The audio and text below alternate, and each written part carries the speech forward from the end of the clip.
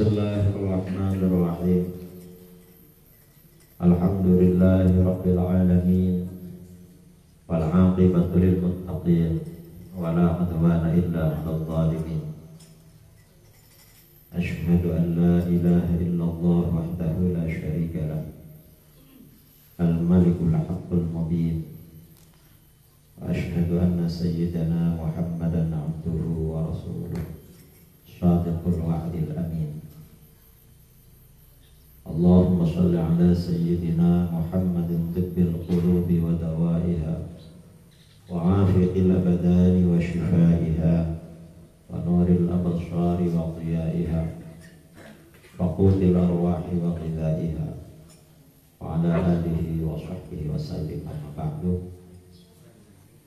Yang saya muliakan dan saya hormati pimpinan Pondok Pesantren Darul Ulum, Buya Tengku Haji Darwis Muar,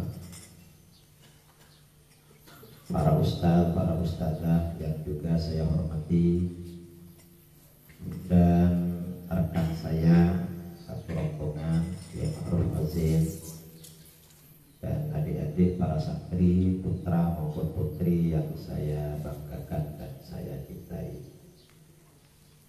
Alhamdulillah, dengan takdir Allah saya bisa bersilaturahmi ke Pondok Pesantren Darul Ulum ini. Kira-kira 1 bulan yang lalu, kawan-kawan dari Pengurus Besar Nahdlatul Ulama mengajak safari dakwah mengunjungi cabang-cabang NU di Sumatera Barat. Saya sama Kiai Ma'ruf diajak, akhirnya kita setuju, dan kita gak tahu Sumatera Barat itu yang akan kita kunjungi mana. Kira-kira 1 minggu yang lalu saya menghubungi pimpinan Dayah Mudi di Biren di Aceh, karena saya sering ke Mudi. Saya tanya pada Abi Mudi, Abi Zahrul, mungkin ada teman Mudi di teman-teman yang dari Mudi di Padang, kamu ke Padang. Akhirnya dikasih nomor handphonenya Tengku Rahman, dan akhirnya diatur waktu bisa bersilaturahmi ke sini.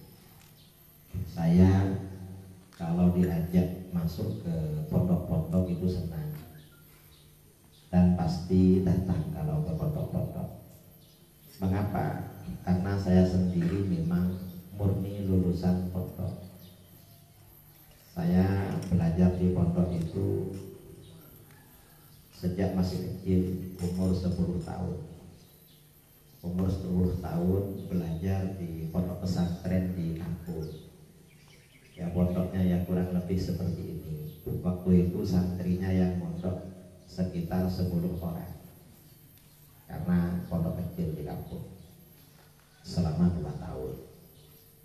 Setelah tamat sekolah dasar, pindah ke Pondok Pesantren Sidogiri di Pasuruan. Dari rumah saya perjalanan naik bis kira-kira 4 jam. Itu selama 18 tahun.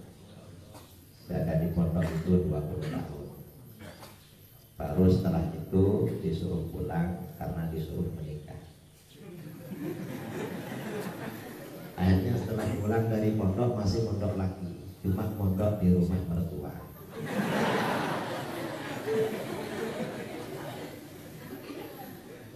Karena mau keluar dari rumah mertua nggak boleh, ya, sama mertua.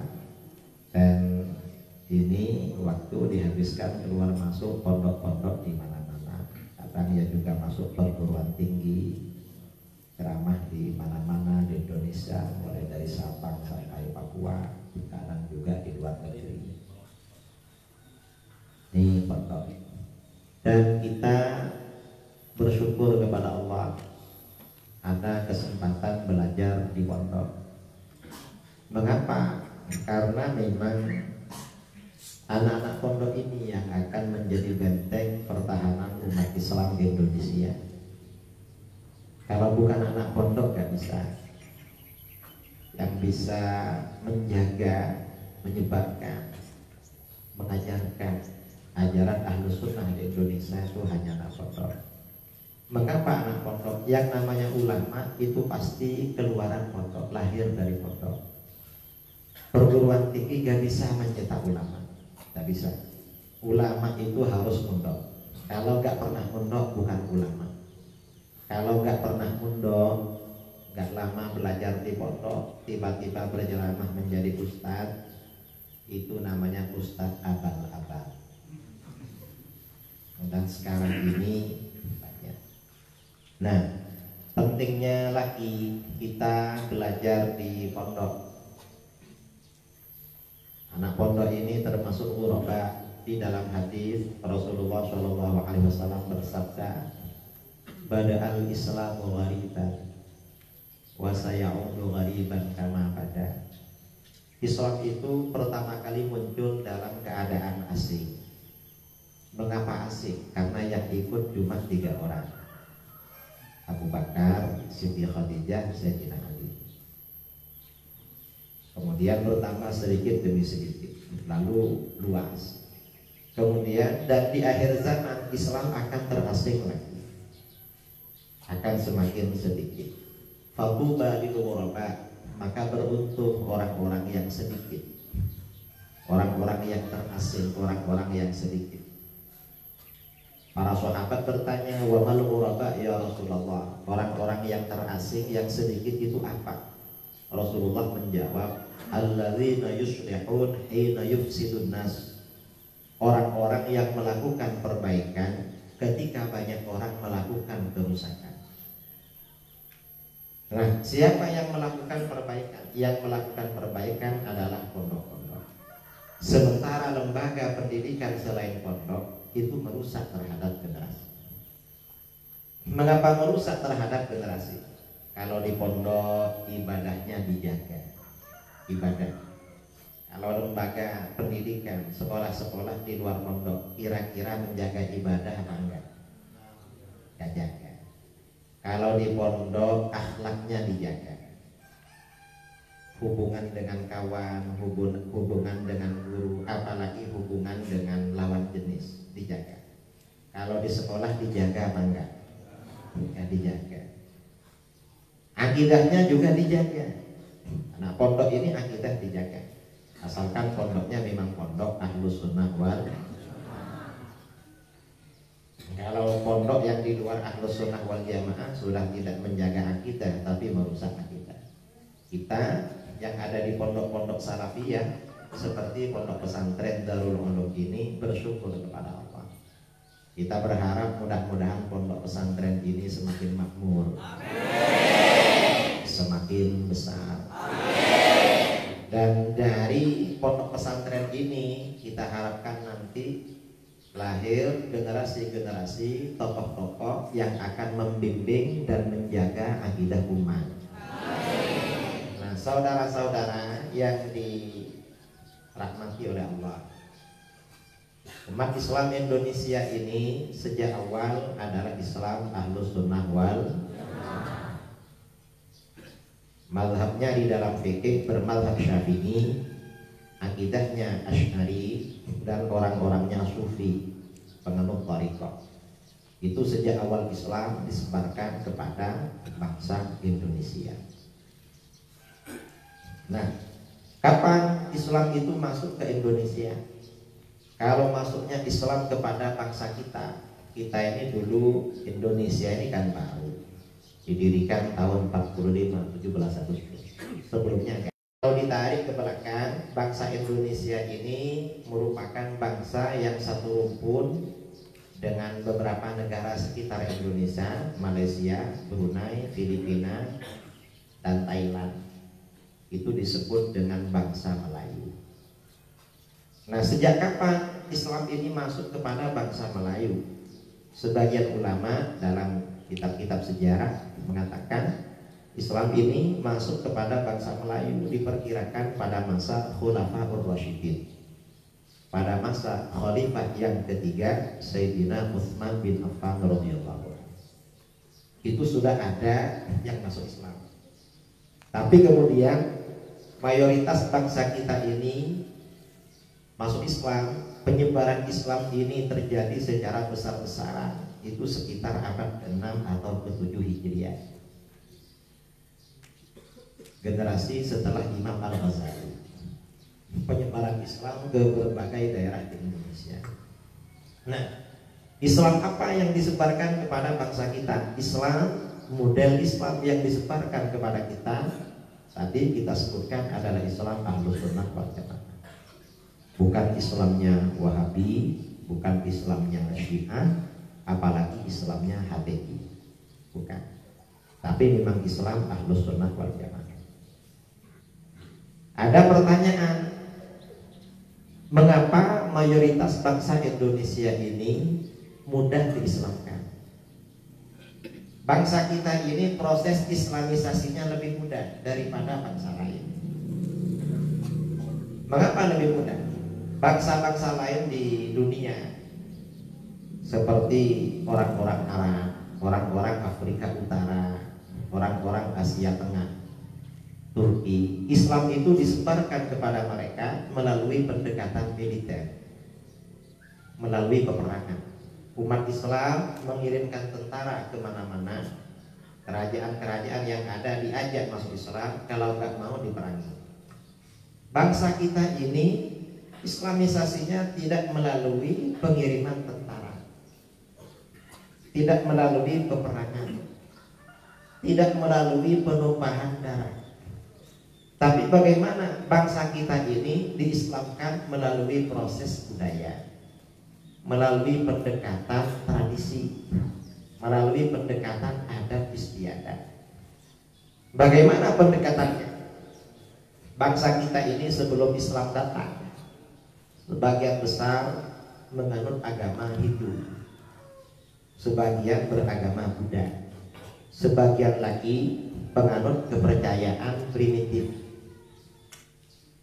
animisme, tidak beragama tapi percaya kepada sihir dan makhluk halus, seperti orang-orang suku anak dalam di Jambi, di Riau, di Palembang. Kalau di Kalimantan orang-orang suku Dayak, di Sulawesi juga suku-suku pedalaman. Mereka percaya pada sihir, tidak beragama. Tapi bangsa kita ini yang modelnya seperti itu, dulu punya banyak tradisi, punya banyak budaya. Mungkin karena bangsa kita ini terbawa dengan suasana lingkungan. Indonesia ini, Nusantara ini lingkungannya subur, curah hujan luar biasa, curah hujan luar biasa. Karena subur, maka tanaman-tanaman, tumbuh-tumbuhan, pepohonan tumbuh dengan subur. Suasana menjadi hijau. Hewan-hewan ternak gemuk-gemuk, sungai-sungai banyak ikannya, ladang pertanian produktif luar biasa. Produksi makanan bangsa kita ini banyak sekali. Karena produksi makanan banyak sekali, bangsa kita ini bawaannya suka makan, senang makan. Karena senang makan, bangsa kita ini senang bikin acara makan-makan. Ini bangsa kita. Kalau di Jawa, istrinya hamil dapat 4 bulan sedekah makan. Nanti hamil dapat 7 bulan makan lagi. Dan ini hampir merata di Nusantara. Nanti lahir dapat 40 hari selapanan makan lagi. Nanti kakeknya meninggal dunia, ngasih makan selama 7 hari. Tradisi makan-makan, apapun identik dengan makan-makan. Ini diantara tradisi bangsa kita.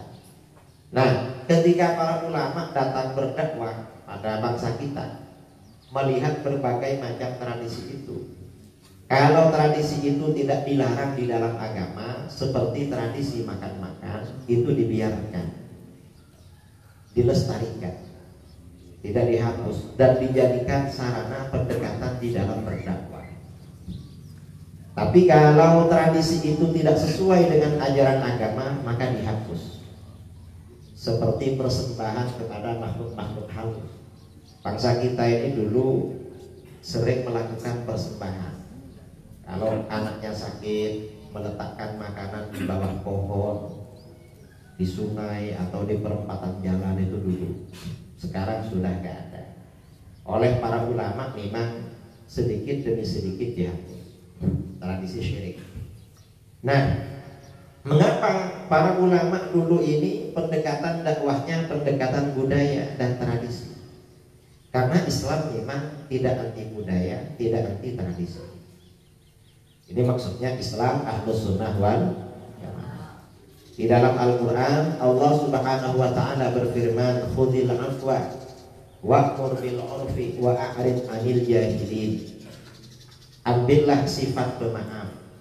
Rasulullah diperintahkan selalu memaafkan orang. Karenanya Rasulullah gak pernah melawan, karena pemaaf memang sesuai dengan perintah Allah. Wa'mur bil urfi, dan suruhlah orang-orang melakukan uruf. Uruf ini kata para ulama maknanya tradisi yang baik. Ma ya'rifuhun nas wa yata'arafunahu fima bainahum. Jadi apa-apa yang dikenal oleh masyarakat dan dijadikan tradisi di antara mereka. Karena perintah Al-Quran, Rasulullah SAW diperintahkan mengajak masyarakat mengikuti tradisi. Maka di dalam berdakwah Rasulullah SAW juga melakukan pendekatan budaya, tradisi. Kita kalau belajar fikih sampai tebal-tebal ya, kitab-kitab fikih yang tebal, yang ada dalil-dalilnya, akan kita jumpai hukum-hukum Islam di mana Rasulullah SAW mengambilnya dari budaya-budaya Arab. Contohnya apa? Seperti akikah. Akikah itu asalnya budaya Arab. Orang Arab kalau istrinya melahirkan bayi laki-laki, maka nyembelih kambing 2. Tapi kalau bayinya perempuan, kambingnya 1, nyembelih kambing 1. Mengapa orang Arab lebih senang punya anak laki-laki daripada anak perempuan? Dan bukan cuma orang Arab, di mana-mana rata-rata lebih suka anak laki-laki daripada anak perempuan. Orang Arab. Setelah kambing disembelih, tradisi Arab dulu, darah kambing itu diusapkan pada kepala, pada rambut dan badan si bayi. Pada masa jahiliyah. Ketika Rasulullah SAW diutus, akikah tetap dijalankan oleh beliau. Cuma mengusapkan darah pada rambut dan badan si bayi itu tidak boleh. Mengapa? Karena itu tidak ada gunanya, dan darah itu perkara yang najis. Kalau bikin kotor tidak boleh. Sedangkan akikah tetap dijalankan. Mengapa akikah dijalankan? Akikah itu tradisi yang baik. Karenanya tetap jalan. Islam tidak melanggar, tidak anti tradisi. Akikah tetap jalan. Buktinya baik. Kita di kampung ya, orang-orang kampung ini kalau sudah lama tidak makan kambing, ingin makan kambing gak punya uang, tiba-tiba dapat undangan tetangga, dibaca surat undangannya, undangan akikah, pasti senang. Ini kambing ini. Ya. Setelah dilihat nama bayinya, bayinya laki-laki. Oh, laki-laki. Berapa kambingnya? Dibaca lagi, ternyata namanya 2, anaknya kembar, laki-laki kembar. Ini kambingnya 4. Senang. Mengapa senang? Makan kambing. Nah ini artinya apa? Islam itu tidak anti budaya, tidak anti tradisi. Ini yang disebut dengan Islam ahlus sunnah wal jamaah. Para ulama dulu menyebarkan seperti itu, pendekatan budaya, pendekatan tradisi. Karena Islam memang tidak anti budaya. Kalau kelompok sebelah, orang-orang Wahabi bilang anti budaya. Kata mereka kembali pada Quran dan hadis, jangan ikut budaya dan tradisi. Gak benar itu, karena berarti mereka belum belajar tafsir Al-Quran, belum belajar kitab-kitab hadis. Karena Al-Quran dan hadis tidak melawan budaya, menerima terhadap budaya. Proses ini yang dijalankan oleh para ulama dulu, penyebaran Islam melalui pendekatan budaya. Ini yang disebut dengan Islam ahlus sunnah wal jamaah. Kita harus mempertahankan ini. Dan ini yang akan mempertahankan ya anak-anak pondok, bukan siapa. Karena anak pondok yang menguasai dan biasanya tulus, ikhlas menyebarkan ajaran agama itu anak-anak pondok. Kalau anak-anak sekolah itu cari jabatan nanti setelah keluar, cari jabatan. Karena mereka memang sekolah cari ijazah. Kalau anak-anak pondok ya pokoknya belajar, nanti memperjuangkan ajaran agama. Nah, ini pentingnya belajar di pondok. Kemudian yang terakhir ya, yang juga perlu saya sampaikan, adik-adik yang ada di pondok ini yang rajin belajar. Mengapa rajin belajar? Karena orang yang sukses itu biasanya orang yang rajin. Jadi selama di pondok, kalau tidak ngantuk jangan tidur. Bagaimana? Kitabnya dibaca. Jangan berhenti membaca kitab sampai kitabnya rusak. Tanda orang rajin belajar itu kitabnya biasanya kulitnya rusak. Kalau kitabnya masih baru-baru berarti jarang dibuka. Dan dijual lagi tambah mahal itu. Karena masih baru. Kitab itu dibaca terus sampai hafal. Karena ulama dulu, para ulama yang sukses itu rajin belajar.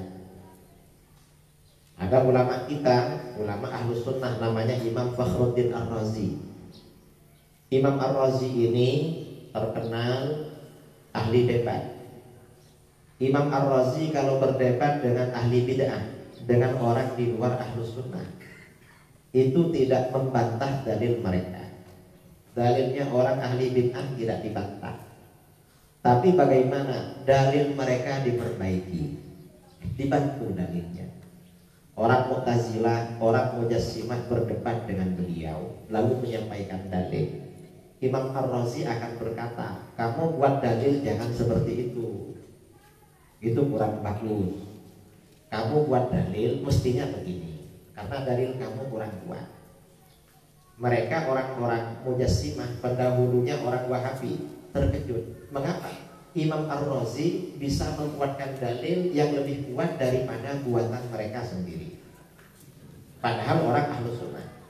Tapi setelah dibuatkan dalil yang lebih kuat oleh beliau dibantah. Tapi ini walaupun lebih kuat daripada buatan kamu, saya bantah sendiri. Ini kehebatan beliau. Dibantah lagi oleh beliau. Imam Ar-Razi ini terkenal rajin belajar, tidak pernah berhenti belajar. Beliau itu tidak baca kitab cuma pada waktu makan. Sampai-sampai Imam Ar-Razi ini berkata, inni la ata'assafu katsiran ala fawti minal mutala'ah waqtal akli. Saya ini benar-benar merasa menyesal karena tidak bisa membaca kitab pada waktu makan. Karena kalau makan harus konsentrasi. Itu kalau makan. Mengapa? Biar cepat kenyang. Jadi beliau kalau waktu makan gak bisa baca kitab dan menyesal. Coba gak ada makannya. Karena kalau sudah makan gak bisa baca. Mengapa? Fa'innal waqta waz zamana aziz. Karena waktu itu sangat tinggi nilainya. Karena waktu ini sangat tinggi nilainya, maka jangan disia-siakan. Kalau orang bisnis, orang Cina mengatakan waktu adalah uang. Tapi kalau santri mengatakan waktu adalah belajar. Dan anak santri ini di pondok minimal membaca kitab yang konsentrasi tiap hari minimal 4 jam. Itu minimal. Kamu penting, perlu dievaluasi belajar tiap hari. Saya ini hari ini sudah sampai 4 jam apa belum? Kalau belum, belajar 4 jam. Kitab-kitabnya dibaca. Walaupun sudah setengah hafal, dibaca lagi. Mengapa? Karena karakternya manusia, tabiat manusia itu mudah lupa. Betul? Ada yang mudah lupa? Atau mau lupa semua? Berarti benar-benar manusia. Karena memang manusia itu pelupa.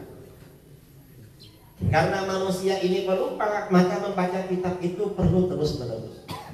Seperti para ulama. Kalau dibaca terus-menerus, tidak tidur kecuali ngantuk, maka bagaimana? Insya Allah menjadi orang yang sukses. Kemudian yang kedua, yang juga kunci kesuksesan. Kalau ingin menjadi orang yang sukses, yang kedua, adik-adik yang belajar di pondok perlu punya cita-cita yang tinggi. Misalnya ingin menjadi seperti Buya, nanti membuka cabang-cabang pondok Darul Ulum di berbagai daerah di Minang. Mungkin nanti perlu buka di Jambi, perlu buka di Riau, perlu buka di Bengkulu, di mana-mana.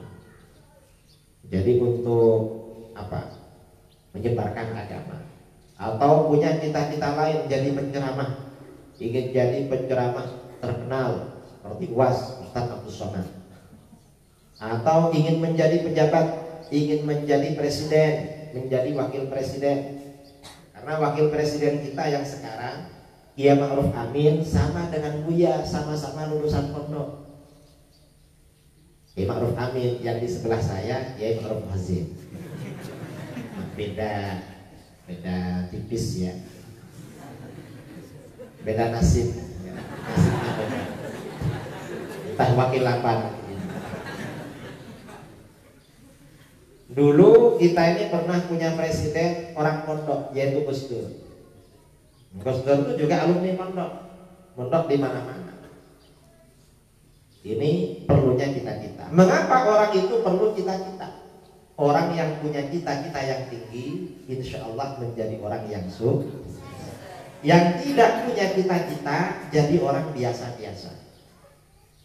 Kalau ditanya, kamu ngapain pondok? Saya ingin jadi seperti ini, harus seperti itu. Gak boleh, kamu kok pondok? Saya nakal. Karena nakal oleh ayah suruh pondok. Gak boleh begitu. Kamu ingin jadi apa? Gak ingin jadi apa-apa. Pokoknya pondok dah. Nanti waktunya kawin. Jangan begitu. Itu namanya tidak punya masa depan. Cita-cita ini penting. Di dalam kitab Uyunul Akhbar, karangan Imam Ibnu Qutaibah Ad-Dinawari, di bab awal diceritakan tentang cita-cita pada masa ulama salaf dulu, pada masa sahabat, pada masa khulafaur rasyidin. Ada 4 remaja duduk-duduk di depan Ka'bah. Yang 3 orang kakak beradik, yang 1 orang teman akrab mereka. Ketika mereka ini sedang duduk-duduk, tiba-tiba salah seorang dari mereka ada yang berkata, liyadhkur kullu wahidin minna ma yatamanna. Coba masing-masing kita mengutarakan apa cita-citanya. Kita ini besok kalau sudah besar ingin jadi apa? Lalu kakak tertua di antara 3 orang itu, Abdullah bin Zubair, berkata, saya bercita-cita menjadi khalifah. Khalifah itu kepala negara, kalau di Indonesia presiden. Saya bercita-cita menjadi kepala negara, jadi khalifah yang menguasai Hijaz, Mekah, Madinah, Taif, dan Irak. Nanti orang ini saya kuasai. Ini kata Abdullah bin Zubair. Lalu kawannya Abdul Malik bin Marwan. Abdul Malik bin Marwan berkata, kalau saya bercita-cita menjadi khalifah, kepala negara, menguasai seluruh negeri-negeri Islam. Seluruh negeri-negeri Islam tunduk patuh baiat pada saya. Ini kata Abdul Malik. Lalu adiknya Abdullah ini waktu itu bersama 2 adiknya. Adiknya Abdullah yang bernama Urwah bin Zubair. Kata Urwah, saya bercita-cita menjadi ulama besar. Para pelajar, penuntut ilmu nanti belajar pada saya. Ini kata Urwah. Lalu adiknya Abdullah yang satunya, Mus'ab bin Zubair. Kata Mus'ab, saya cita-cita ada 2. Apa? Yang pertama, saya ingin menjadi gubernur. Saya gak perlu terlalu tinggi karena 2 cita-citanya. Pertama, menjadi gubernur. Yang kedua, saya ingin berpoligami. Apa poligami? Punya istri 2, minimal 2. Ditanya oleh kawannya, siapa yang ingin kamu lamar? Yang pertama, saya ingin menikah dengan Syarifah Sukainah, putrinya Sayyidina Husain, cucu Rasulullah SAW. Saya ingin dapat. Terus satunya lagi siapa? satunya lagi saya ingin melamar Siti Aisyah binti Thalhah bin Ubaidillah. Aisyah ini terkenal cerdas dan cantik. Perempuan itu kalau cuma cantik saja ada peminatnya. Kalau cerdas saja ada yang suka. Tapi kalau cerdas dan cantik sepakat semua laki-laki suka. Karena selain cerdas masih cantik. Nah, waktu berjalan, ini kan cita-cita, waktu berjalan. Kalau sinetron itu biasanya 20 tahun kemudian. Ini bukan 20 tahun, ini kira-kira 40 tahun. Tahun 65 Hijriah, Khalifah Yazid bin Muawiyah meninggal dunia. Sebelum meninggal, Yazid ini berwasiat, nanti yang menjadi khalifah pengganti saya adalah anak saya, putra mahkota yang bernama Muawiyah bin Yazid. Sesuai wasiatnya. Begitu Yazid bin Muawiyah meninggal, maka anaknya Muawiyah bin Yazid langsung dibaiat, dilantik menjadi khalifah. Cuma Muawiyah bin Yazid ini tidak senang menjadi pemimpin.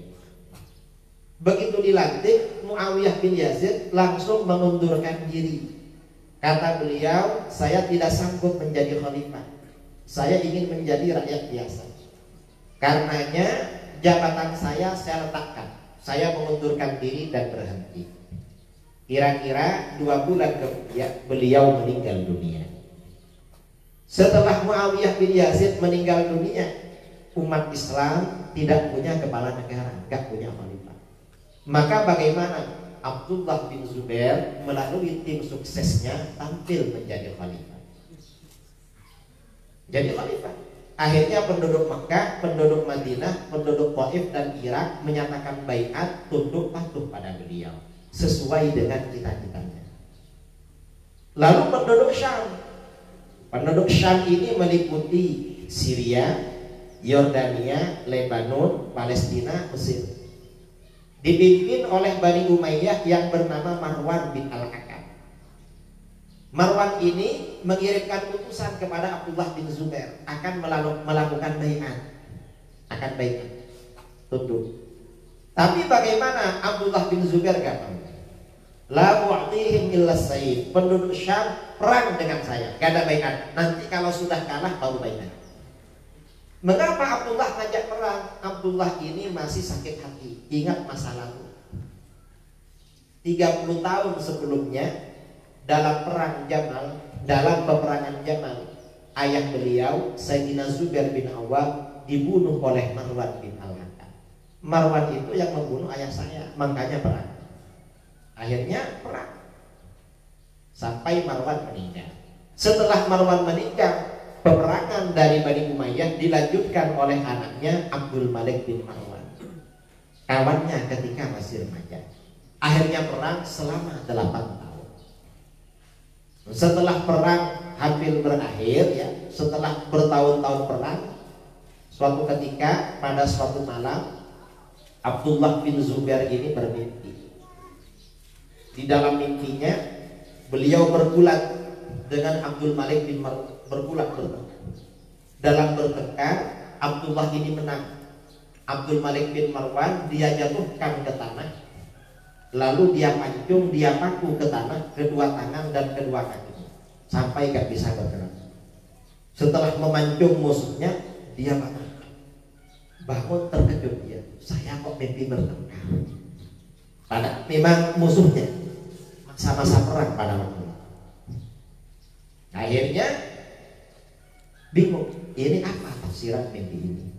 Karena bingung, beliau mengirimkan ajudannya datang ke Basrah di Irak. Mengapa? Di Irak ada seorang ulama ahli tafsir mimpi, namanya Imam Muhammad bin Sirin atau Ibnu Sirin.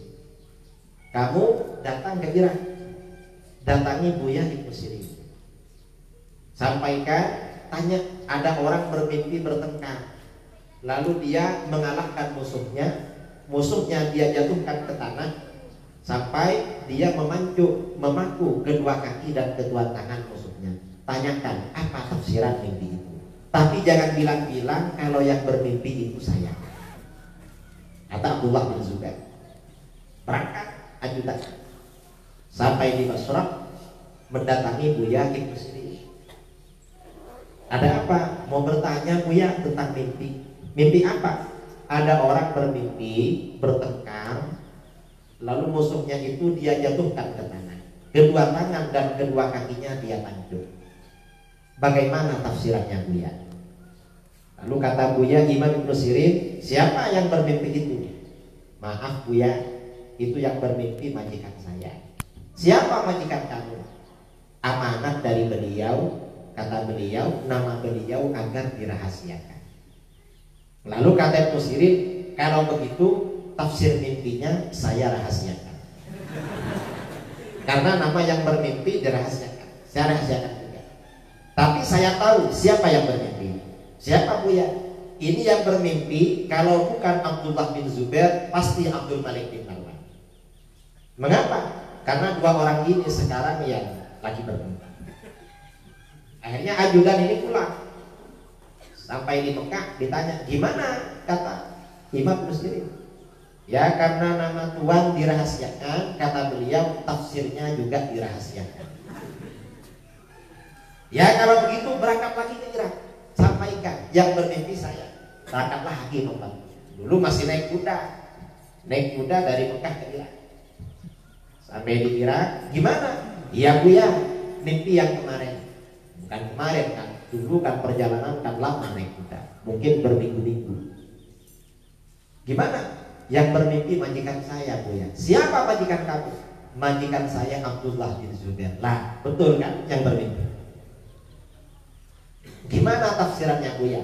Kalau mimpinya benar seperti itu, majikan kamu akan kalah perang. Kamu akan kalah. Lah terus yang kedua tangan, kedua kakinya dipancung itu apa Buya? Abdul Malik bin Marwan akan menjadi pemenang dan menjadi khalifah. Lalu keempat anaknya juga menjadi khalifah. Karena tangan dan kaki itu anak. Akhirnya pulang ke Mekah. Sampai di Mekah disampaikan tafsir mimpinya. Begitu disampaikan, sejak saat itu tentaranya Abdullah bin Zubair semakin lemah dan akhirnya kalah. Setelah Abdullah bin Zubair meninggal dunia, apa yang terjadi? Abdul Malik bin Marwan tampil menjadi khalifah. Seluruh negeri-negeri Islam menyatakan baiat patuh pada beliau sesuai dengan cita-cita. Ini cita-cita. Karenanya adik-adik yang ada di pondok ini perlu punya cita-cita. Lalu adiknya Abdullah yang bernama Urwah. Urwah ini sejak masih remaja seperti kalian ini rajin belajar dan jarang pulang dari rumah bibinya Siti Aisyah, istri Rasulullah SAW. Karena Sayyidina Zubair bin Awwam ini istrinya bernama Asma binti Abi Bakar As-Siddiq, kakaknya Siti Aisyah. Jadi Urwah ini memang sering keluar masuk ke rumah bibinya, belajar hadis-hadis Rasulullah SAW. Karena rajin belajar, usianya belum 20 tahun, Urwah ini sudah menjadi ulama terkemuka di kota Madinah, ulama muda. Orang itu kalau rajin masih muda sudah alim. Karena rajin belajar. Ini Urwah. Lalu kakaknya Urwah, adiknya Abdullah yang bernama Mus'ab. Mus'ab ini cita-citanya ada dua. Yang pertama, beliau ingin menjadi gubernur. Begitu kakaknya Abdullah menjadi khalifah, adiknya Mus'ab dipanggil. Mus'ab, apa bang? Kamu berangkat ke Irak. Ada apa? Kamu jadi gubernur di sana. Ini SK-nya. Berangkat ke Irak jadi gubernur karena presidennya abangnya. Lalu cita-cita yang kedua, apa cita-cita satunya? Poligami. Ingin punya istri dua. Setelah waktunya menikah, Mus'ab ini ngelamar Syarifah Sukainah, putrinya Sayyidina Husain, diterima. Mengapa diterima? Karena Mus'ab ini juga keluarga bangsawan. Sayyidina Zubair bin Awwam, ya, ibunya Sayyidina Zubair ini bernama Sofiyah binti Abdul Muttalib. Sofiyah ini kakak perempuannya Abdullah bin Abdul Muttalib, ayahnya Rasulullah SAW. Jadi masih ada hubungan kerabat dekat. Begitu ngelamar Syarifah Sukainah diterima. Lalu ngelamar Siti Aisyah. Aisyah ini terkenal cerdas dan cantik, diterima juga. Jadi istri kedua. Mengapa diterima? Mus'ab bin Zubair ini termasuk orang yang paling tampan. Orangnya ganteng sekali, tampan memang. Karena keluarga dekat dengan Rasulullah. Orang-orang Mekah yang kekeluargaannya dekat dengan Rasulullah ganteng-ganteng. Mus'ab ini paling ganteng di antara saudaranya. Begitu ngelamar Siti Aisyah langsung diterima, walaupun jadi nomor 2. Mengapa? Orang ganteng kalau ngelamar gak boleh ditolak, walaupun jadi nomor 2. Yang belakang setuju, yang depan setuju.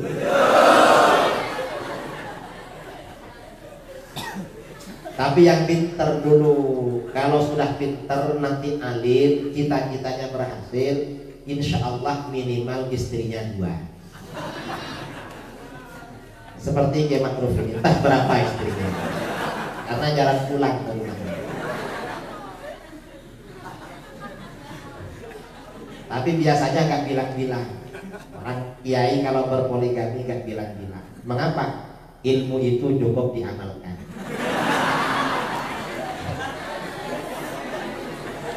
Jangan banyak bicara, yang penting dilakukan. Nah, ini pentingnya cita-cita. Jadi penting punya cita-cita itu. Cita-cita yang tinggi. Dan orang yang belajar di pondok itu pantas menjadi apa saja. Orang ahli agama jadi tentara bisa, jadi bupati bisa, jadi presiden, wakil presiden bisa, jadi ulama apalagi, jadi penceramah apalagi. Karena memang bidangnya. Kita ini punya wakil presiden orang pondok, dulu presiden orang pondok juga. Karenanya adik-adik yang ada di pondok gak perlu berkecil hati. Ini cerita lagi.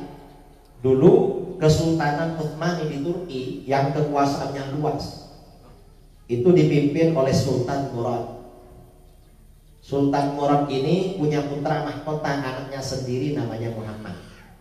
Muhammad ini dimundokkan kepada seorang mursyid thariqah, Syekh Ahmad Syamsuddin As-Siddiq.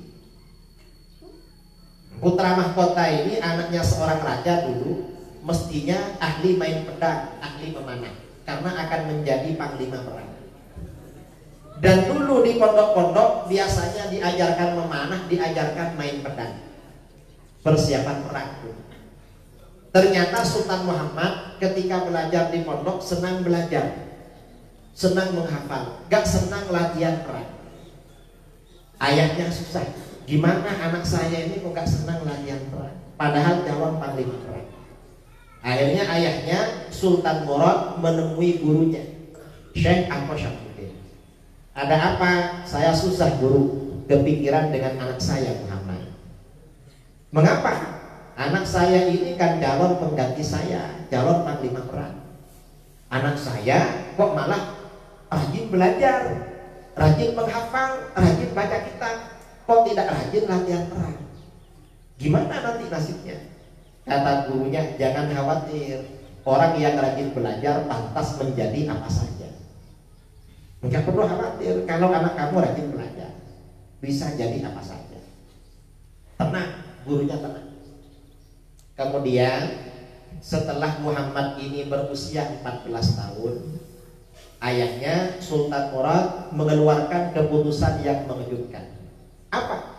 Beliau mengundurkan diri sebagai sultan, padahal kerajaannya kerajaan Islam paling besar. Saya mengundurkan diri menjadi sultan. Kerajaan saya serahkan kepada anak saya Muhammad, usianya baru 14 tahun. Beliau akan pergi ke hutan, melakukan uzlah, menjalani suluk, beribadah kepada Allah. Ingin beribadah, akhirnya ke hutan, beribadah kepada Allah. Ternyata raja yang baru, Sultan Muhammad ini karakternya masih anak-anak. Memang masih anak-anak, umur 14 tahun. Karena masih umur 14 tahun, akhirnya apa? Beliau jarang ngantor di istana. Jarang masuk kantor. Setiap hari pengawalnya dibawa jalan-jalan ke hutan untuk berburu. Cepat. Nanti pagi-pagi pengawalnya dipanggil. Kemana tuan? Ayo ke sana. Cari kijang. Nanti ke sana cari burung. Cepat. Lama-lama setelah sekian tahun lamanya, karena masih anak-anak, negara-negara Eropa, negara-negara Kristen dengar kalau kerajaan Islam, sultannya tidak memperhatikan kerajaannya. Sehari-hari main-main ke hutan. Akhirnya bagaimana? Negara-negara Kristen bersatu. Negara-negara Kristen mengadakan koalisi. Karena ada provokasi dari Paus di Vatikan agar orang Kristen bersatu untuk menyerang kerajaan Islam. Akhirnya semua kerajaan Kristen di Eropa bersatu, mengumpulkan tentara, jumlahnya kira-kira 70.000, persiapan menyerbu negara Islam. Dan ini langkah orang-orang Kristen ini diketahui oleh intelijen Islam, karena negara Islam ini punya intelijen tahu. Akhirnya Intel lapor kepada Sultan Muhammad. Wah, ada apa? Ini negara-negara Kristen bersatu, mengumpulkan sekian ribu tentara akan menyerbu negeri kita. Gimana kita menghadapi mereka? Rajanya agak pengalaman perang. Gimana ini? Saya agak pengalaman. Saya ini berperang cuma di hutan dengan hebat. Akhirnya bagaimana? Beliau ingat pada ayah. Loh, ayah kan masih hidup di hutan, ibadah di hutan. Kirim surat pada ayah. Sekretaris negara dipanggil, kirim surat. Assalamualaikum warahmatullahi wabarakatuh. Dari Sultan Muhammad kepada ayahanda Sultan Muhammad. Ayah, kondisi negara sekarang sedang genting. Orang-orang kafir bersatu mengumpulkan kira-kira 70.000 tentara akan menyerang kerajaan kita. Maka kalau ayah merasa sebagai sultan bagi kerajaan ini, pulang ke istana, pimpin negara untuk menghadapi mereka berperang. Tapi kalau ayah merasa bahwa saya sebagai sultannya, maka saya sebagai sultan perintahkan ayah untuk datang ke sini, pimpin negara untuk berperang. Wassalam, tertanda Sultan Muhammad. Karena waktu ada di pondok, Sultan Muhammad ini rajin belajar, jadi memang pandai retorika. Alim memang, beliau alim memang. Karena di pondok rajin, orangnya alim. Jadi kalau apa namanya, walaupun kirim surat itu ya pandai. Akhirnya ayahnya pulang. Ketika ayahnya pulang, sampai di istana, sultannya gak ada. Tanya sama pembantu istana, mana sultan? Gak ada tuan. Kemana? Ya gak tahu. Tiap hari memang keluar dan kita gak tahu. Kita ini cuma suruh jaga istana. Ternyata main-main. Sore pulang. Begitu pulang lihat ayahnya ada di kursi istana, beliau berjalan menunduk, berjalan dengan lutut. Minta maaf ayah, saya ini menghabiskan masa-masa muda. Saya ini masih kecil, oleh ayah dijadikan sultan. Waktu bermain saya kurang, makanya nih saya habiskan bermain. Akhirnya berangkat perang. Setelah berperang ya, membawa tentara 40.000 melawan 70.000. Ternyata bagaimana umat Islam diberi kemenangan luar biasa oleh Allah. Tentara Kristen dihancurkan oleh Allah. Selesai perang, Sultan Murad ini bersama anaknya mengontrol pasukan-pasukan yang meninggal. Ternyata ada tentara Kristen masih hidup pura-pura mati. Dia pegang belati. Begitu Sultan Murad lewat di depannya, dia bangun dan menusuk Sultan Murad dan meninggal setelahnya. Anaknya melihat ayahnya dibunuh oleh orang kafir, bangkit semangatnya sebagai raja. berarti harus memerangi Kristen. Dan di Eropa Timur ada negara Kristen yang sangat kokoh, namanya Kerajaan Konstantinopel, yang disebut dengan Romawi Timur. Bentengnya tinggi dan tepat, gak bisa ditembus. Tapi Rasulullah SAW pernah bersabda, la tuftahannal Konstantiniyah, Konstantinopel nanti ditaklukkan oleh umat. Fala ni'mal jaishu jaishuha, sebaik-baik pasukan adalah pasukan penakluk itu. Wala ni'mal amiru dzalikal jaish, dan sebaik-baik panglima perang adalah panglima penaklukan. Karena Rasulullah berjanji Konstantinopel akan ditaklukkan, walaupun bentengnya terkenal kokoh, gak bisa diserbu kerajaan lain.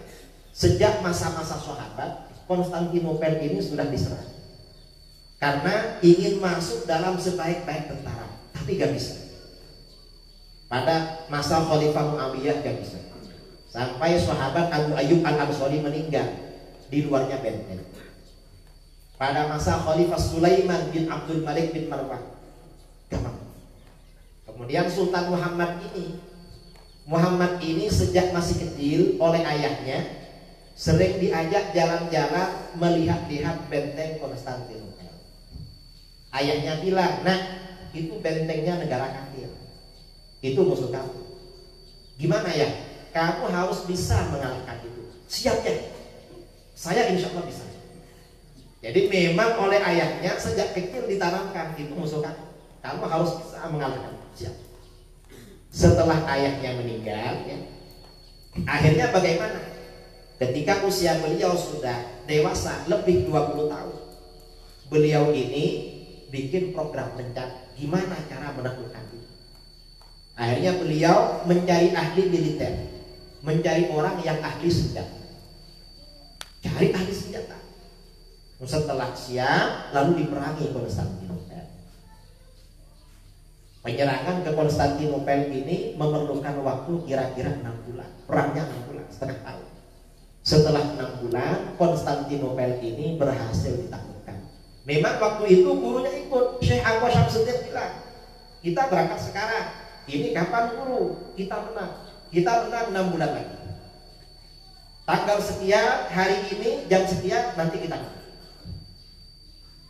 Pada hari yang disebutkan oleh gurunya, karena belum bisa ditembus, Sultan Muhammad datang. Gimana guru? Jangan khawatir, gurunya masuk dalam tenda sholat bersujud kepada Allah.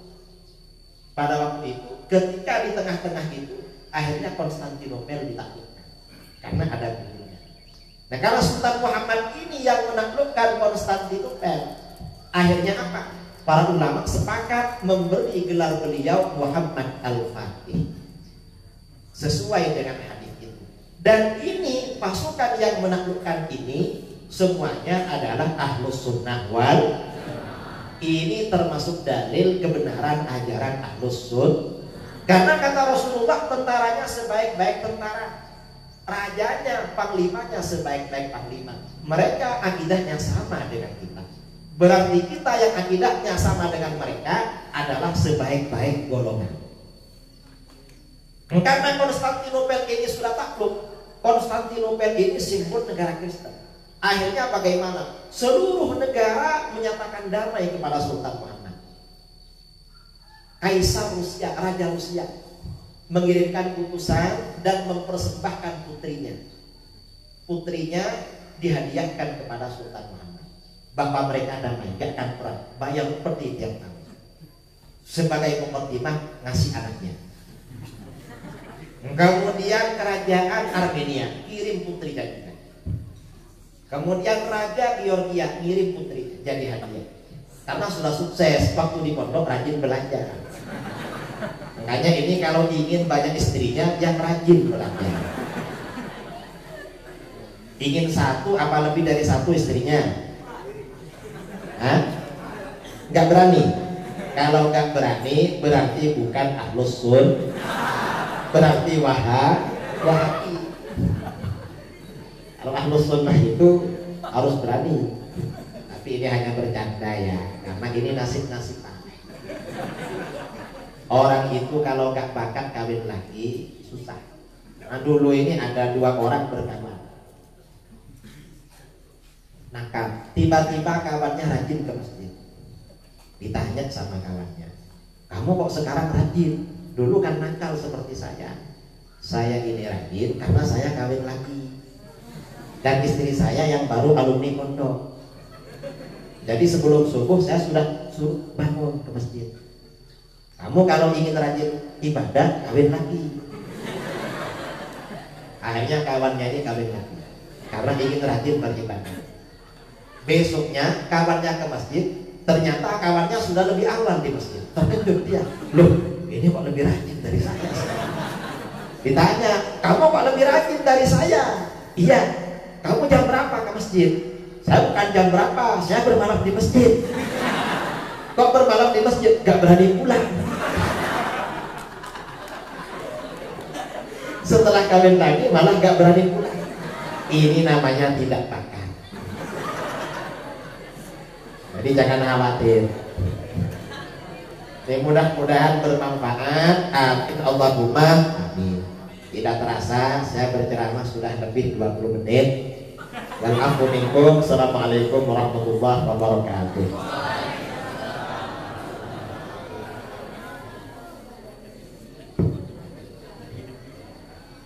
Baik, terima kasih kepada Ustaz kita, Kiai kita, Kiai Haji Muhammad Idrus Ramli, yang sudah menyiram kita semua dengan ilmu yang sangat luar biasa. Sudah puas?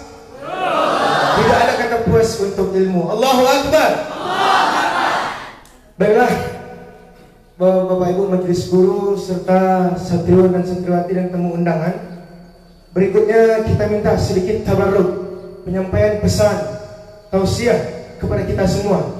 Dalam kesempatan kali ini akan disampaikan oleh Direktur Utama Aswaja Center. Beliau adalah Al-Mukarram guru kita Kiai Haji Ma'ruf Khazin. Kepada beliau waktu dan tempat kami persilakan.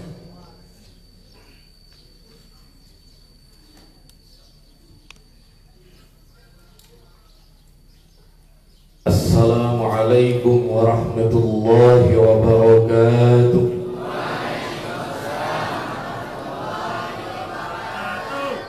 Alhamdulillah, wassalatu wassalamu ala rasulillah Sayyidina Muhammad ibn Abdillah wa ala alihi wa sahbihi wa mawala.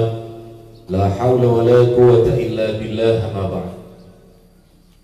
Hadratul kurma wal fadil yang sangat kami muliakan, yang sangat kita hormati, para alim, para ulama, para kiai, para tuan guru, buya, majelis guru, mobil khusus tuan rumah, yakni Abuya Haji Tengku Darmis Mu'ar, pimpinan Pondok Pesantren Darul Ulum, dan majelis keluarga, dan yang sangat kita muliakan guru kita Kiai Idrus Romli.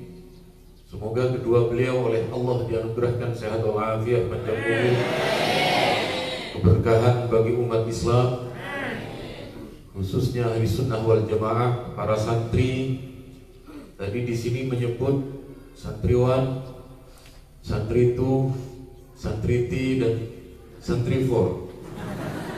Wan itu kan Inggris.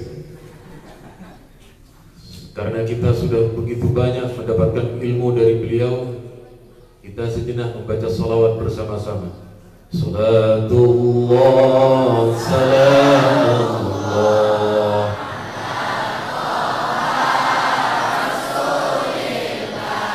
salatullah, salamullah,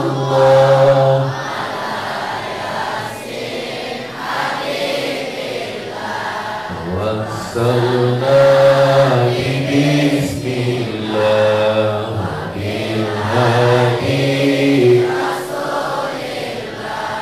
wa kulli mujahidin lillahi ahlil bad.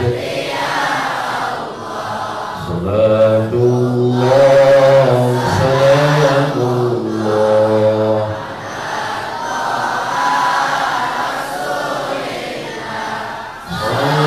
salatullah.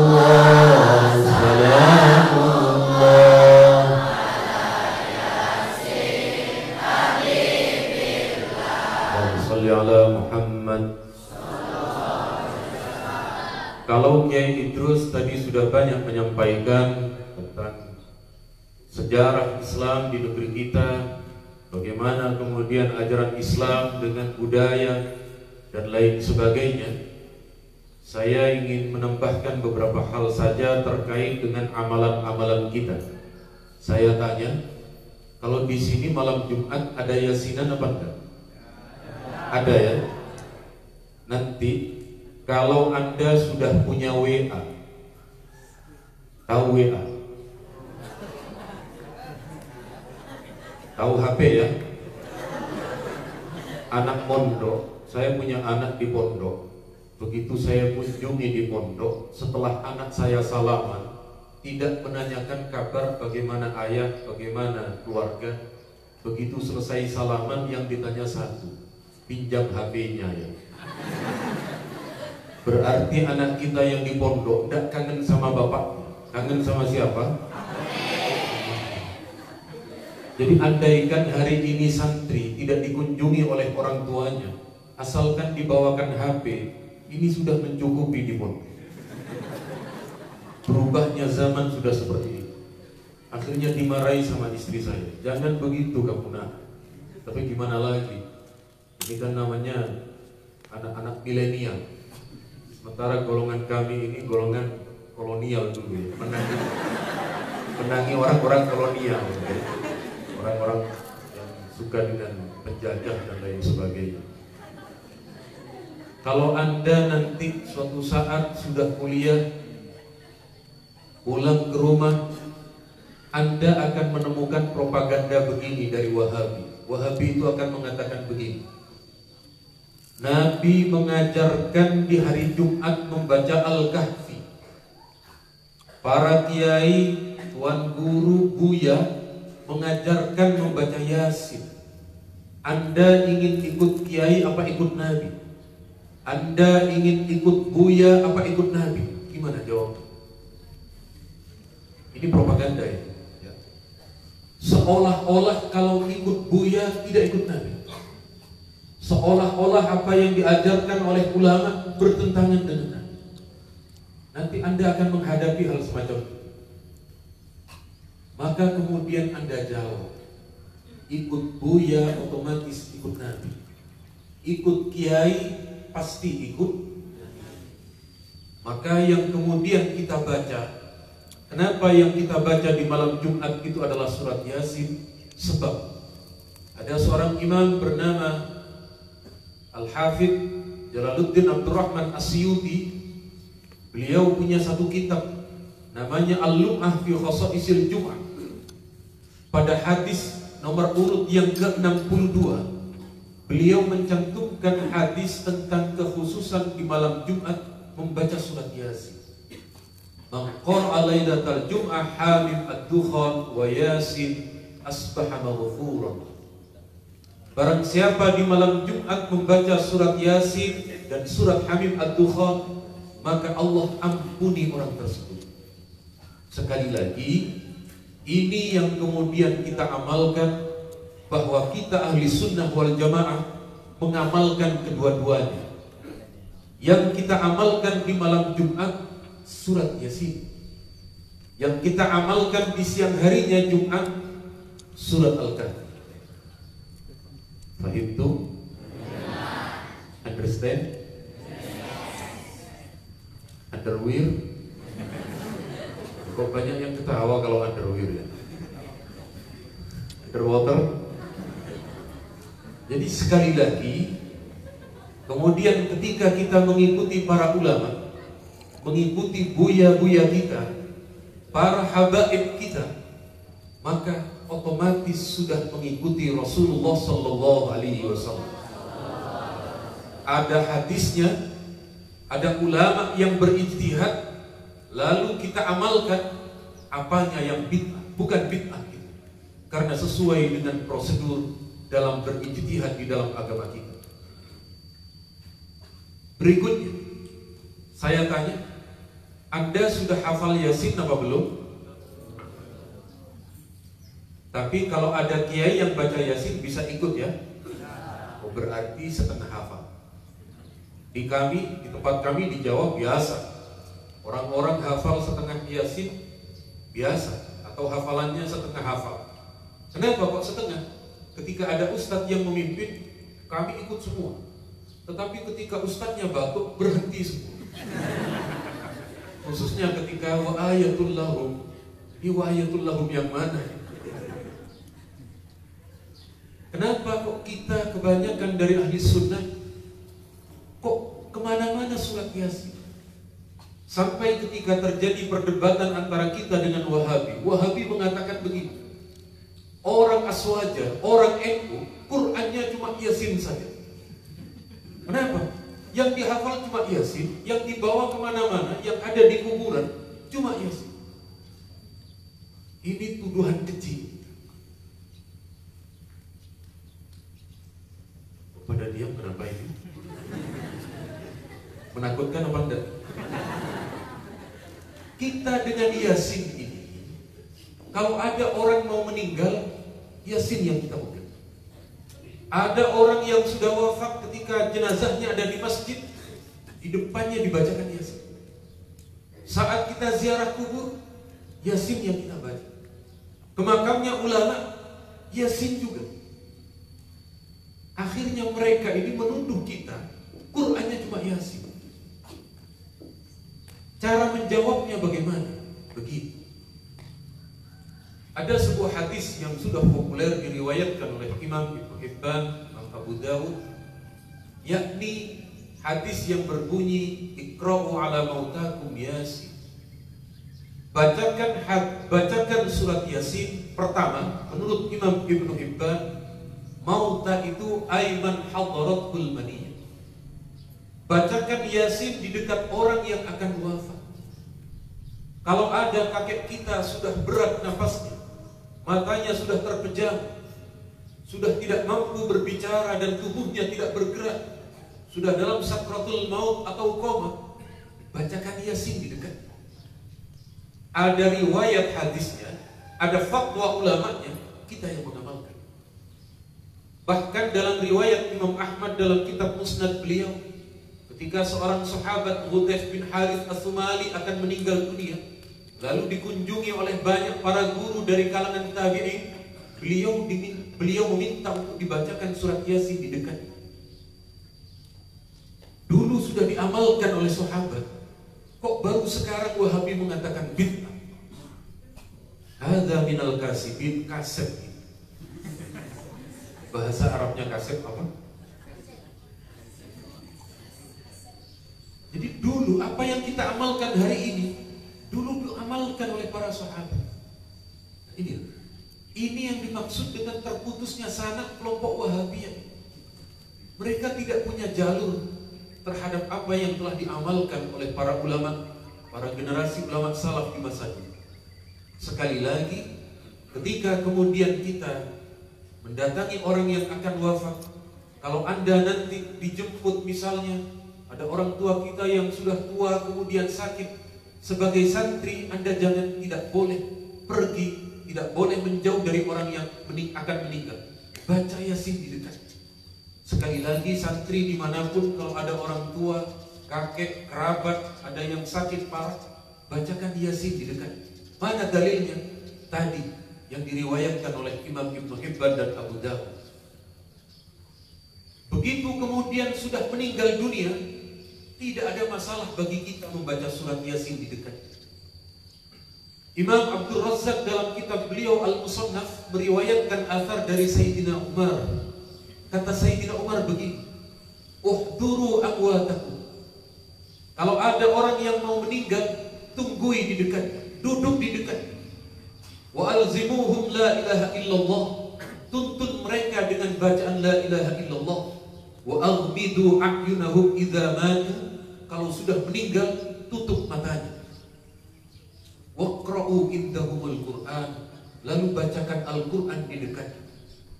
Nah, ini dalil bagi kita. Kalau ada orang sudah meninggal dunia, lalu kita bacakan Yasin di dekatnya, adalah riwayat dari Sayyidina Umar bin Khattab radhiyallahu anhu. Fahimtu? Jelas tuh? Maksud saya sudah jelas apa belum? Bukan jelas saya jelisu ya. Kalau jelasan itu Anda sudah julus semua. Maksud saya sudah jelas apa belum? Kemudian saat kita ziarah kubur, kenapa kok baca Yasin? Para ulama kita diantaranya adalah Syaukani, kemudian juga imam-imam yang lain, Al-Qurtubi dan lain sebagainya. Al-mauta haqiqatun fil mayyit wa majazun fil muqtadir.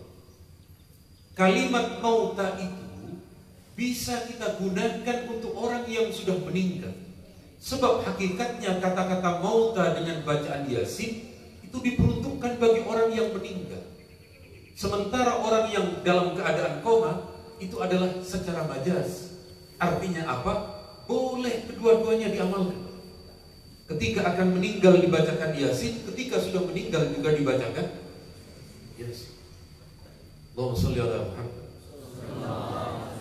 Ini mohon maaf, ketika pertama adik-adik mendengarkan ceramahnya Kiai Idrus, lebih banyak tersenyumnya, lebih banyak senangnya karena membahas sejarah, membahas ilmu dan lain sebagainya.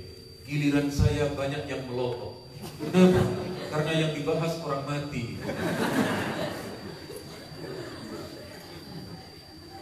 Adik-adik kalau urusan alam kubur ingin masuk cepetan apa belakangan? Belakangan ya. Kalau belakangan semua sudah meninggal, tinggal Anda sendirian. Mati belakangan tidak enak. Kenapa? Kafanan sendiri, mandi sendiri, berangkat ke kuburan juga sendiri. Berangkat sambil begini, begitu ada lubang dikira kuburannya, dia pun meloncat. Ternyata adalah lubang air di sana. Enak belakangan apa cepat-cepat? Kalau cepat-cepat tidak bisa kawin. Tadi cita-citanya niru Kiai terus. Maksudnya isi ceritanya. Kita selawatan lagi. Ilahi sallimil ummah minal afat wa min hammin wa min ummah bi ahlibat. Salatullah salamullah ala taha.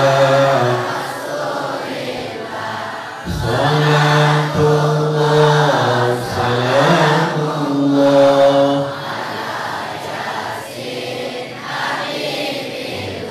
Muhammad. Kemudian hadis tadi berkenaan dengan masalah Yasin oleh kelompok Wahabi dinilai dhaif karena ada seorang perawi bernama Abu Utsman yang dianggap majhul. Tetapi bagi kita hal tersebut mengikuti Imam Ibnu Hajar dalam kitab Al-Khisul Habir. Hadis ini diperkuat dengan beberapa riwayat athar dari sahabat. Intinya, kalau panjenengan ingin seperti Kiai Idrus, pelajari dulu ilmu-ilmu nahwu, pelajari dulu ilmu-ilmu balaghah. Setelah itu pelajari ilmu hadis. Hari ini yang paling mumpuni mengatasi Wahabi-Wahabi itu di bidang hadis antara lain adalah guru kita Kiai Idrus.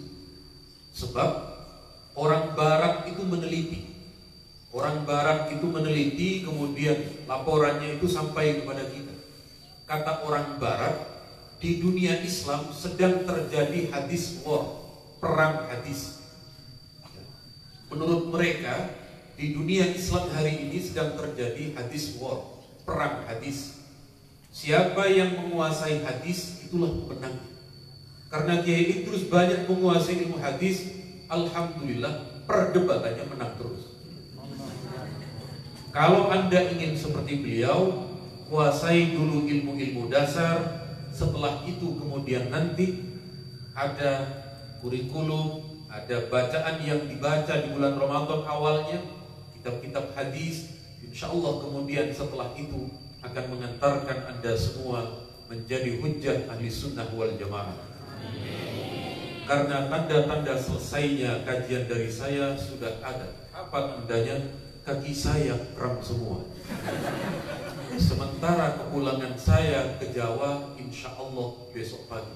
Saya selalu teringat dengan pesan istri saya, Buya. Kata istri saya, kalau berangkat sehat, pulang harus sehat. Tidak boleh berangkatnya sehat, kemudian pulangnya lemes semua. Dari saya cukup sekian. Mohon maaf. Wassalamualaikum warahmatullahi wabarakatuh.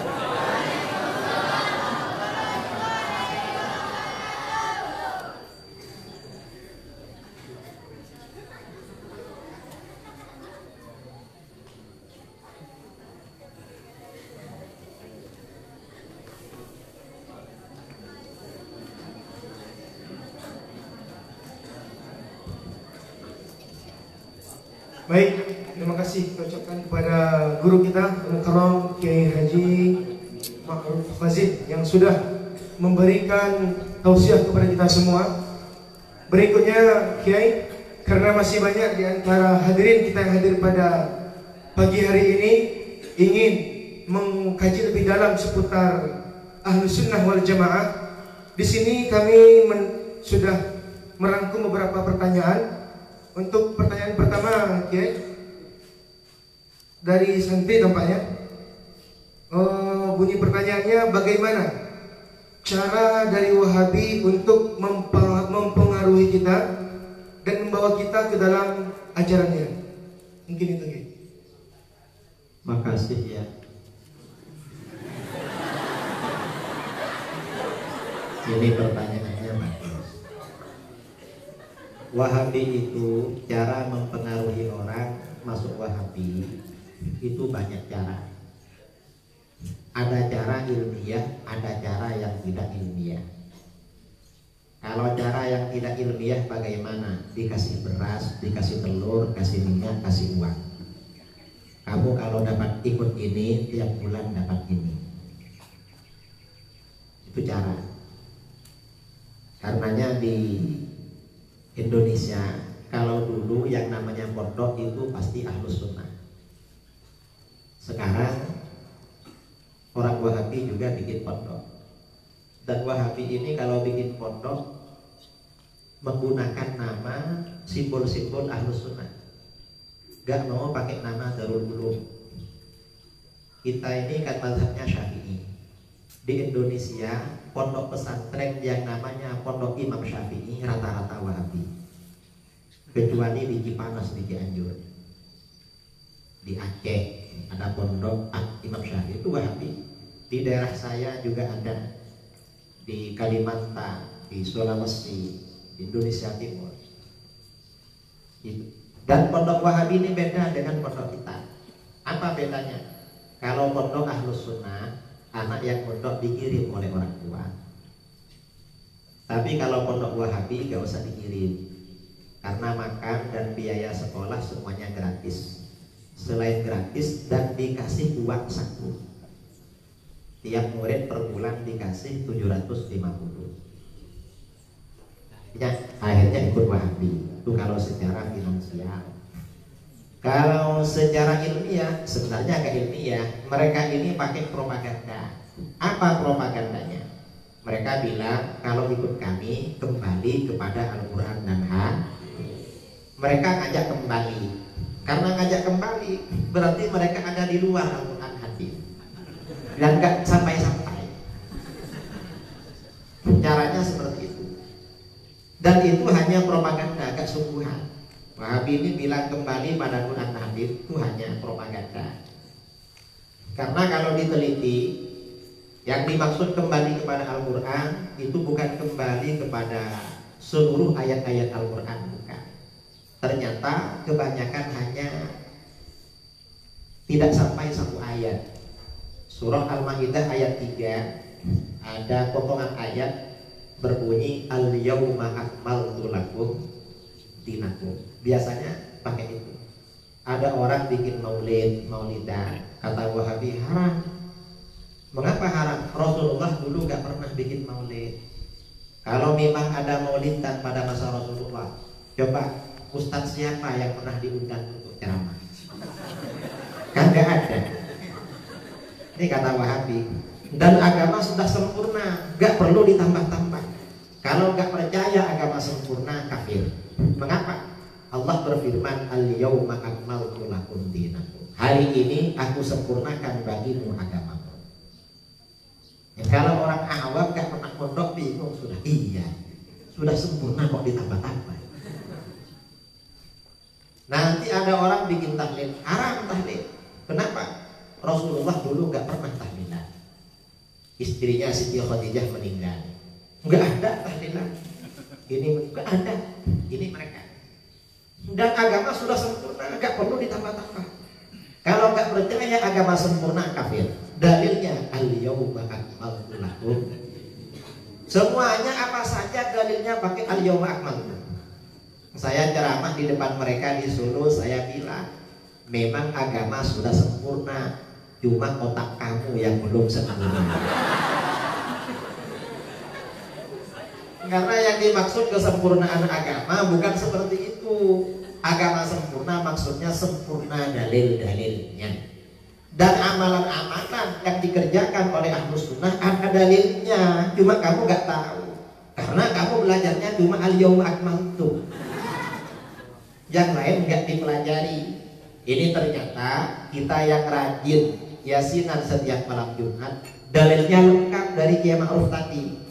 Apa saja pakai surat Yasin. Dan ada dalilnya semua, bukan nggak ada dalil. Ini namanya propaganda orang Wahabi. Itu kembali kepada hati Al-Quran. Wahabi juga bilang kembali kepada hadis, tapi gak sungguhan juga. Kembali kepada hadis versi Wahabi, bukan kembali kepada semua kitab-kitab hadis, bukan. Tapi biasanya kembali pada satu hadis, yaitu hadis kullu bid'atin dhalalah. Semua bid'ah adalah sesat. Apa saja dalilnya itu? Ada orang tahlil, haram tahlil. Mengapa? Karena itu bid'ah, enggak ada masa Rasulullah. Dalilnya kullu bid'atin dhalalah. Nanti ada orang maulid, ada orang 7 hari apa? Menunjunya. Haram itu. Rasulullah enggak pernah begitu. Dalilnya kullu bid'atin dhalalah. Semuanya persoalan pakai kullu bid'atin. Mengapa? Karena mereka belajarnya cuma satu hadis. Kalau orang awam nggak pernah mondok, kan dikiranya hadis itu cuma satu. Padahal kita ini setelah di pondok, kitab Arba'in Nawawi itu hadisnya lebih 40. Apalagi kitab Bulughul Maram, bukan cuma satu. Dan Wahabi ini walaupun hadisnya cuma satu, ngaku-ngaku pengikut ahli hadis. Ketika bertemu dengan saya tanya, loh kok hadisnya cuma satu? Katanya ahli hadis. Lebih banyak saya. Kiai Ma'ruf tadi cuma yasinan, hadisnya banyak. Belum kenduri, belum taklil. Ini kalau ada waktu tambah banyak lagi hadisnya. Wahabi ini hadisnya cuma satu, ngaku ahli hadis. Karenanya ketika saya jumpa dengan mereka, saya bilang, kamu bukan pengikut ahli hadis, karena hadisnya cuma satu. Terus pengikut apa Kiai? Kamu ini yang pantas pengikut ahli hadis. Dan itu hadas akbar. Ini Wahabi ya, biar tahu lah caranya. Nanti ya belajar lebih dalam. Terus berikutnya. Baik, untuk pertanyaan berikutnya, tadi dalam pemaparan Ustaz menyinggung tentang Hizbut Tahrir Indonesia. Jadi pertanyaannya, apa spesifik kesesatan yang dilakukan oleh Hizbut Tahrir Indonesia?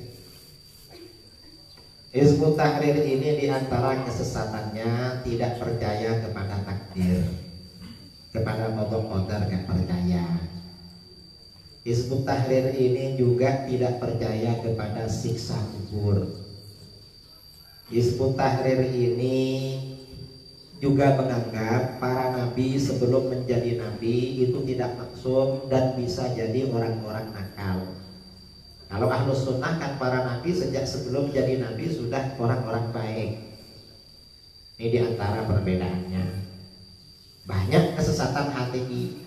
Kalau fatwa-fatwanya yang menyimpang, Hizbut Tahrir ini membolehkan bersalaman dengan lawan jenis yang bukan mahram. Boleh. Bahkan di kitab HTI membolehkan meraba-raba lawan jenis asalkan tidak syahwat. Dan Hizbut Tahrir ini pernah mengeluarkan fatwa membolehkan berciuman dengan tetangga, dengan siapa, asalkan tidak niat berzina. Yang penting niatnya cuma ciuman, gak apa-apa di Hizbut Tahrir. Karenanya termasuk aliran sesat. Jadi kamu jangan terpengaruh. Nanti kalau disampaikan seperti ini kan nanti Hizbut Tahrir bilang itu fitnah. Loh, kok fitnah? Saya punya kitabnya Hizbut Tahrir. Di kitab mereka memang ada Hizbut Tahrir. Akhirnya tahun 2017 ada ustadz-ustadz HTI datang ke rumah. Tabayun, klarifikasi. Kata mereka, Kiai, tolong Kiai, kalau ceramah jangan beda-bedakan HTI dengan Ahlus Sunnah. Kenapa? Karena Ahlus Sunnah dengan HTI itu sama, tidak ada bedanya. Nah, ustadz-ustadz itu dulu pernah nunduk, orang Ahlus Sunnah asalnya. Saya bilang pada mereka, kalau memang Ahlus Sunnah dengan HTI itu sama, kenapa kamu keluar dari Ahlus Sunnah dan ikut HTI? Katanya sama, kok keluar? Ya berarti beda kalau begitu, buktinya kamu keluar. Coba gak beda, kamu gak keluar. Akhirnya mereka diem. Jadi HTI ini banyak kesesatannya. Terus kemudian Ustaz, ada tradisi di Sumatera Barat ini, misalnya anak kecil itu dipasangi kalung atau gelang Ustaz, sebagai azimat bagi mereka. Jadi bagaimana kita menyikapi ataupun apa hukum memakai azimat di mata kita orang-orang aswaja? Azimat itu ya, kalau azimat itu orang memakai azimat, kalau isinya itu ayat Al-Quran atau nama-nama muazzamah, asma yang diagungkan, asmaul husna, atau doa-doa dari Nabi, atau nama-nama orang soleh, itu gak apa-apa, gak apa-apa. Dan niatnya orang pakai azimat itu harus punya keyakinan bahwa yang mendatangkan manfaat dan menolak mudarat itu hanya Allah. Azimat itu tidak berpengaruh apa-apa, itu hanya wasilah, itu gak apa-apa kalau begitu. Kalau beranggapan bahwa azimat itu yang menolak mudarat itu gak boleh. Gak boleh, termasuk dibuat kalung, dibuat apa. Yang penting akidahnya diperbaiki. Sama ibaratnya dengan orang minum obat. Kalau sakit kepala, kamu minum apa? Paramik, Baygon.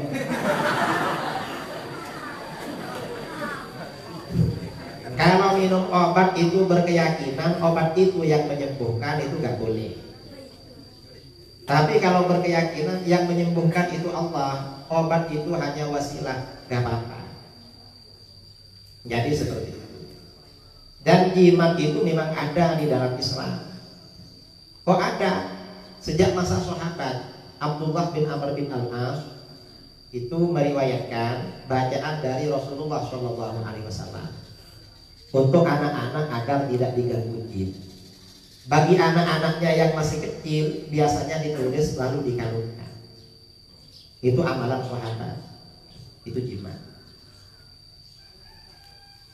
Terus ada lagi. Terakhir Ustaz, berhubung waktu sudah memisahkan kita, bahwa di Sumatera Barat ini ada dua ormas besar Ustaz, Nahdlatul Ulama dengan Muhammadiyah. Ini meskipun katanya beriringan namun sering berseberangan. Jadi yang menjadi pertanyaan di sini adalah Ustaz, apakah betul Muhammadiyah ini Wahabi mutlak atau mereka termasuk juga Ahlus Sunnah wal Jamaah? Muhammadiyah ini asalnya dulu Ahlus Sunnah. Pendirinya Yai Ahmad Dahlan itu seperguruan dengan Kiai Hasyim Asy'ari. Bahkan di kitab yang diterbitkan oleh Muhammadiyah, awal-awal berdirinya Muhammadiyah, di kitab apa? Fikih ya, Fikih jilid 3. Itu tata cara ibadahnya sama dengan kita, nggak ada bedanya. Bahkan dulu sebelum kemerdekaan, karena Muhammadiyah itu berdirinya di Jogja dan pusatnya terbesar di Jogja. Dulu kalau merayakan Maulid, Isra Mi'raj, orang Muhammadiyah itu lebih meriah daripada orang NU. lebih meriah. Itu di majalah-majalah Muhammadiyah seperti itu. Kemudian setelah kemerdekaan, karena Muhammadiyah ini tidak punya pondok pesantren, beda dengan NU. NU Perti itu kan banyak pondoknya. Maka yang melanjutkan kepengurusan di organisasi itu alumni pondok. Maka ajaran Ahlus Sunnah terjaga. Muhammadiyah dulu gak punya pondok, maka yang melanjutkan organisasi itu tidak punya ilmu seperti para pendahulunya. Akhirnya apa? Terpengaruh dengan Wahabi. Karenanya sebagian orang Muhammadiyah ada yang terpengaruh dengan Wahabi. Ada yang Wahabinya full, ada yang Wahabinya setengah, ada yang Wahabinya sedikit-sedikit. Ada yang masih murni aslinya, ada orang Muhammadiyah di daerah Jawa Tengah, di daerah Rembang, di daerah Sedan, di daerah Rembang, yang rajin yasinan, ziarah kubur, tahlilan, itu orang Muhammadiyah. Orang yang punya nakal-nakal katanya di sana. Nah sekarang ini karena para asatid, para buya, para kiai banyak menyampaikan dalil-dalil Ahlus Sunnah, akhirnya orang-orang Muhammadiyah itu banyak yang sadar. Organisasinya Muhammadiyah tapi tradisinya NU, sehingga ada istilah Muhammad NU atau Muhammadinu.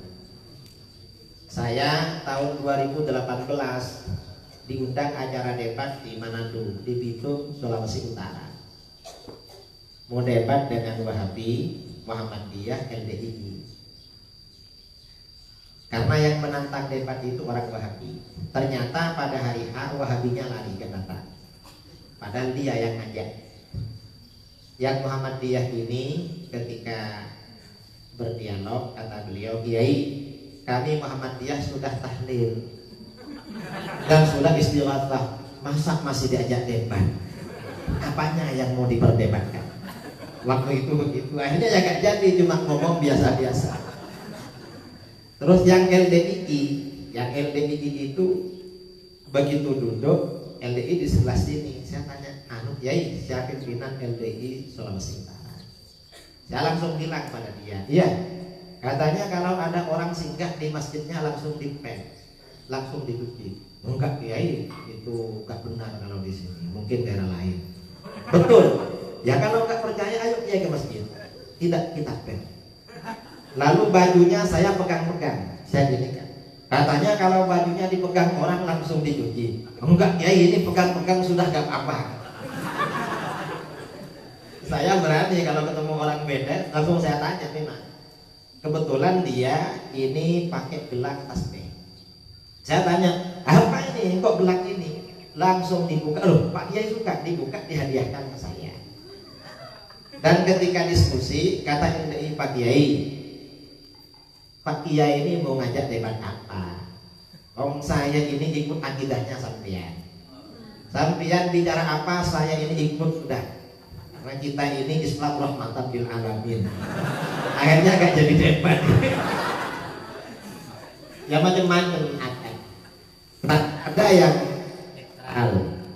Ini tergantung kita. Karenanya kita yang ada di pondok yang rajin belajar. Nanti saudara kita yang Muhammadiyah, yang PKS atau yang apa, kembalikan lagi ke dalam Ahlus Sunnah wal Jamaah. Saya kira nah cukup ya dari saya dan Kiai Ma'ruf. Kurang lebihnya mohon maaf yang sebesar-besarnya, terutama kepada pengasuh Buya, Tengku, Darmis, Mu'ad. Mudah-mudahan jadi santri yang sukses, dapat ilmu yang manfaat, yang barokah, menyebarkan Islam Ahlus Sunnah wal Jamaah. Dapat yang laki-laki dapat jodoh yang solehah, yang perempuan dapat jodoh yang soleh, dimudahkan rezekinya, dan mudah-mudahan pondok ini semakin makmur, semakin ramai, banyak orang-orang soleh datang ke sini. Amin Allahumma amin. Assalamualaikum warahmatullahi wabarakatuh.